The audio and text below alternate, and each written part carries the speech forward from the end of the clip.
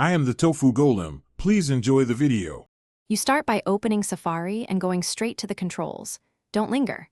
Tap the History button or address bar to reveal recent searches and swipe any item left to delete.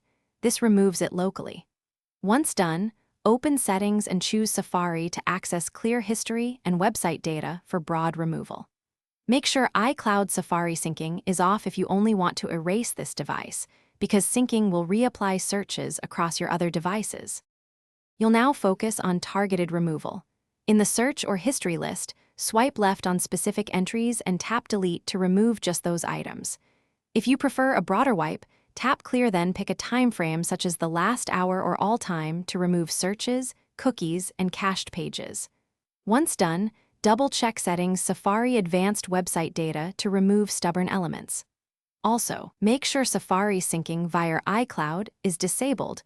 Finish by performing a full clear history and website data from Safari settings to remove lingering search traces and site data. This gives you a clean slate.